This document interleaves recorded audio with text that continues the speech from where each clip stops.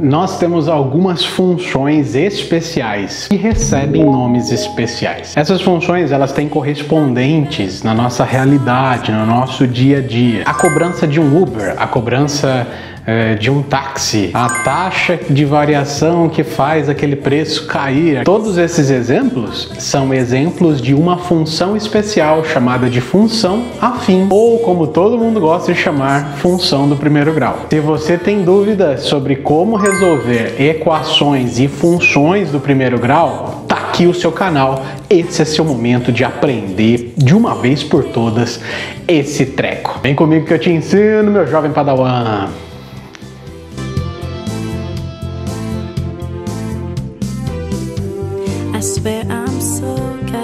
Sejam todos bem-vindos, eu sou o Caio, professor Arcanjo, e você está no nosso canal para aprender matemática de um jeito top.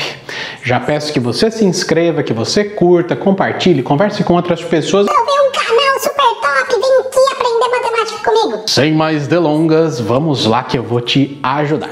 O que é uma função afim ou uma função polinomial do primeiro grau? Meu Deus, que nome feio! São todas as funções que têm uma regra. E essa regra específica me fala o seguinte: você vai ter um número que vai multiplicar pelo x mais uma outra constante. Isso daqui é o formato geral de uma função e isso daqui é o formato que ela vai assumir no meu plano cartesiano. O que é o plano cartesiano? O plano cartesiano é aqueles gráficos lindos que você vai ver daqui até o resto da sua vida. Em outra hora eu conto um pouquinho mais sobre planos cartesianos. Esse y a gente vai chamar de variável dependente e esse daqui de variável independente. Ou seja, para cada valor que o meu x assumir, esse resultadão aqui vai encontrar um exato ponto no meu y. Lembra que está aparecendo aqui em cima nos cards para você. Lembra daqueles conjuntos, uma parte que corresponde com uma flechinha aqui? Exatamente isso. Então nós temos um valor aqui que vai corresponder a esse outro conjunto. O meu plano cartesiano nada mais é que isso, dois conjuntos colocados num gráfico. Você pode chamar também a função polinomial do primeiro grau ou a função afim também de função linear. Ela é chamada de função linear porque o gráfico dessa função é uma linha ou uma reta, e também porque ela cresce proporcionalmente. Você quer ver um exemplo concreto do nosso dia a dia, de quando a gente usa a função afim, ou função do primeiro grau, ou função polinomial do primeiro grau? O valor da bandeirada vigente em fevereiro de 2020 de um ponto de táxi era de R$ 4,50. Para cada quilômetro rodado, eu vou cobrar R$ 2,75. Qual é o valor total que a gente vai pagar numa bandeirada dessa? Isso é top nas funções, porque ao invés de você ficar vendo caso por caso, você pode criar uma regra, criar uma lei que vai ser independente de quantos quilômetros foram rodados. Você pode criar essa regra, criar essa lei que vai mostrar para mim, se eu viajar 10 quilômetros, 20 quilômetros ou 1 milhão de quilômetros, ele corresponde a um valor facilmente calculado. Isso é top nas funções. Então vamos lá, eu vou chamar de FK a quantidade de quilômetros rodados. Então eu sei que essa função vai trabalhar de acordo com cada quilômetro que eu estou rodando, certo? Qual que era o valor de cada quilômetro? 2,75. Então é 2,75 a cada quilômetro. Estou multiplicando por k, ok? Só que ele tem também uma taxa, que essa taxa ela não varia. Ou seja, se eu andar 1 quilômetro ou se eu andar 1 milhão de quilômetros, eu vou pagar essa taxa. Essa taxa é de R$ 4,50. Então, tá aqui a minha função. Essa função vai agir de cada quilômetro rodado. Então, ou seja, 2,75 vezes a cada quilômetro rodado, mais 4,50. Então, você concorda comigo que é muito fácil você lidar com os cálculos? Se eu fizer, por exemplo, se eu rodasse 10 quilômetros, é só eu fazer f de 10, é só eu substituir por 10. Então, 2,75 vezes 10 mais 4,50. E se eu rodasse 100 quilômetros, então seria f de 100. Onde tivesse o K, eu substituiria por 100. Então, 2,75 vezes 100 mais 4,50. Então, você percebe que a única coisa que está variando aqui é a minha variável independente. Ou seja, se eu caminho 10 km, só vai ser alterado isso. Se eu caminho 100, só aqui. Então, só nessa variável que vai depender. Só essa variável que vai mudar, e isso torna os cálculos muito mais fáceis. Então, para você montar uma equação, é só você lembrar que, quando é uma função afim, essa parte aqui, que corresponde, lembra aqui, ó, corresponde o AX. Quando você tiver que montar uma equação, é só você lembrar que numa função linear, uma função do primeiro grau, você vai ter um termo que vai estar multiplicando por uma variável mais uma constante, que é exatamente aqui. Quando você olha para essa função, eu sei que 2,75 a cada quilômetro rodado, mais a bandeirada de 4,50, vai dar o resultado final de quanto que o cliente vai ter que pagar. Vamos dar um bom exemplo aí de uma função linear num exemplo prático? Simbora!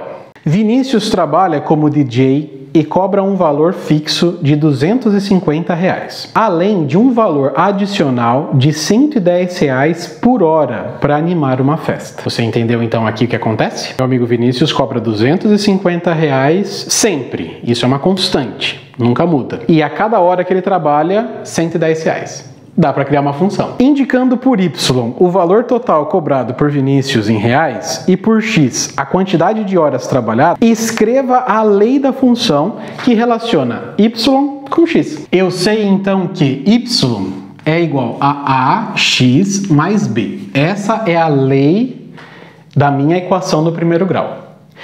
O Y ele indicou que é o total que o Vinícius vai ganhar em reais, ok? Então, vou colocar aqui, Y. O que está sendo alterado? Bom, eu sei que eu tenho um preço tabelado. Esse preço independe de quantas horas ele está trabalhando. Qual que é o preço que você viu aí? R$250.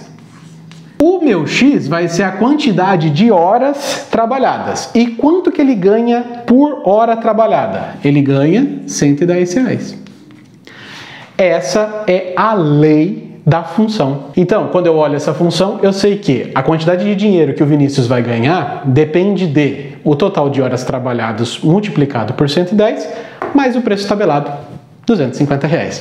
Você acabou de criar uma função de uma coisa do seu dia a dia, uma função linear. Uma pergunta. Se o Vinícius naquela noite trabalhar 2 horas, quanto é que ele vai ganhar? É simples. Você não precisa fazer uma regra para cada quantidade. Não, isso daqui é uma regra geral de quanto que o Vinícius ganha. Então, eu sei que a quantidade de reais que ele vai ganhar vai depender das horas trabalhadas. Então vai ser 110, quantas horas eu falei? 2 horas. Vezes 2, mais 250. Pelo amor dos meus filhinhos, resolvam sempre as coisas na ordem. Sabe por quê? Porque é nessa hora, no básico, que a gente se lasca. Então, o melhor é fazer as coisas do jeitinho certo. 110 vezes 2, até ontem, dava 220. Mais 250. Vou fazer a soma. 4, 5, 6, 7, 0. Então, essa é a resposta. Então, você colocaria no seu livro, Vinícius ganhará nessa noite R$470. Numa noite, o Vinícius ganhou R$635. Então, o Vinícius foi lá e trabalhou X horas. O que eu sei é que ele ganhou R$635. Pergunta, quantas horas o Vinícius trabalhou naquela noite? Também é fácil. Vamos lá? Eu sei que o Y ele está representando a quantidade total de dinheiro que eu estou recebendo. X equivale à quantidade de horas trabalhadas multiplicado por 110 mais o 250 que é tabelado. Quanto foi que o Vinícius ganhou? O Vinícius ganhou naquela noite R$635. Agora é só você continuar. Bom, ele ganha 110 a cada hora trabalhada, que eu não sei quanto que é, e eu tenho aqui os R$250 que é tabelado. É só você montar e realizar essa equation.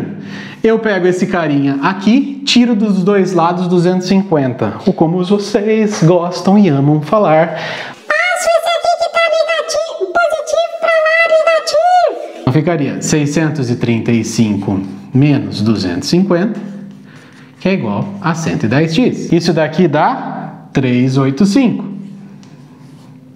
385 igual a 110x. Tá multiplicando, passo para lá dividindo, ou divido dos dois lados por 110. Vou dividir os dois lados por 110, x vai ser igual a 3,5. Qual que seria a sua resposta? Você poderia falar, Vinícius trabalhou naquela noite 3 horas e meia.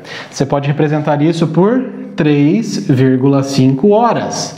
Mas eu quero saber quantos minutos. Bom, então são 3 horas completas e metade de uma hora. Quanto que é metade de uma hora? Metade de uma hora é 30 minutos. Essa é a parte introdutória que a gente tinha que dizer sobre a função afim, mas tem muito mais. O zero da função, o gráfico da função. Como é que eu pego só pelo gráfico e monto a função? Muita coisa para ser explicada e muita coisa para não é um vídeo só, né? Um beijo para vocês, compartilha, curta isso por favor e no próximo vídeo tem mais explicação sobre funções afim. Um beijo para vocês.